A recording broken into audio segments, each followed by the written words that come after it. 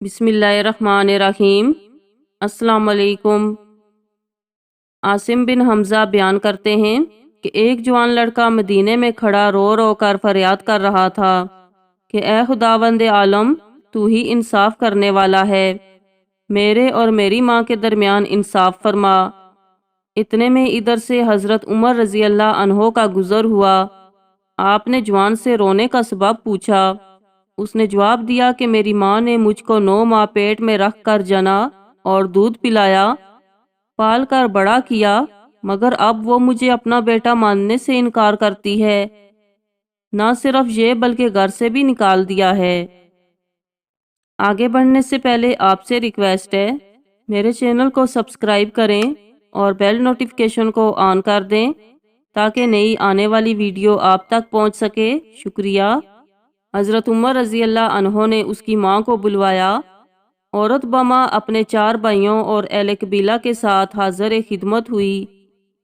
خلیفہ وقت نے اس عورت سے پوچھا کہ تو اس لڑکے کے بارے میں کیا کہتی ہے؟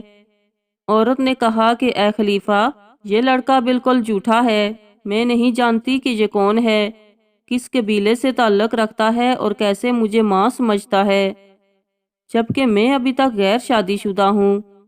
آپ نے اس کا ثبوت پوچھا تو اس کے 4 بھائیوں اور 40 اہل قبیلہ نے گواہی دی کہ یہ عورت غیر شادی شدہ ہے، لڑکا بلا وجہ ہماری بہن کو بدنام کرنا چاہتا ہے۔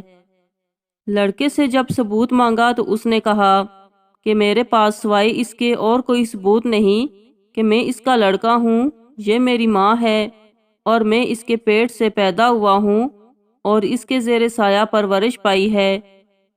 چونکہ عورت کی طرف سے 40 گواہ پیش ہوئے تھے مگر لڑکا کوئی گواہ پیش نہ کر سکا، اس لیے حضرت عمر رضی اللہ عنہ نے اس لڑکے کو کوڑے لگانے کا حکم دیا۔ جب اس لڑکے کو کوڑے لگانے کے لیے لے جا رہے تھے تو اس لڑکے کی نظر حضرت علی علیہ السلام پر پڑی۔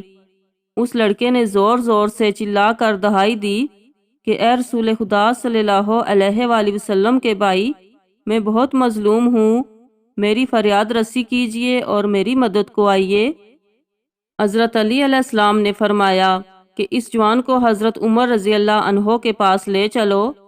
جب لڑکا دوبارہ حضرت عمر رضی اللہ عنہ کے پاس لایا گیا تو انہوں نے پوچھا کہ اسے واپس کیوں لائے ہو؟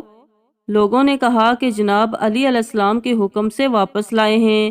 اسی وقت حضرت علی علیہ السلام بھی تشریف لے آئے اور فرمایا کہ اس لڑکے کی ماں کو میرے سامنے لاؤ۔ جب وہ آئی تو اس سے پہلے کی طرح سوال کیے گئے اور اس نے اپنے 40 گواہ بھی گزارے جنہوں نے اس عورت کے باقرہ ہونے پر گواہی دی۔ لڑکے سے پوچھا تو اس نے بھی وہی کہا جو پہلے کہہ چکا تھا۔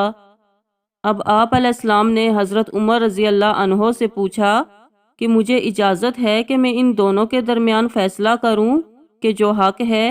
حضرت عمر رضی اللہ عنہ نے کہا، میں آپ علیہ السلام کو کیوں کر روک سکتا ہوں، جبکہ میں نے رسول پاک صلی اللہ علیہ وآلہ وسلم سے سنا ہے کہ آپ صلی اللہ علیہ وآلہ وسلم ارشاد فرماتے ہیں کہ اے لوگو، تم سب میں سے علی میرا بھائی ہے، سب سے زیادہ علم جاننے والا ہے اور انصاف کرنے والا ہے۔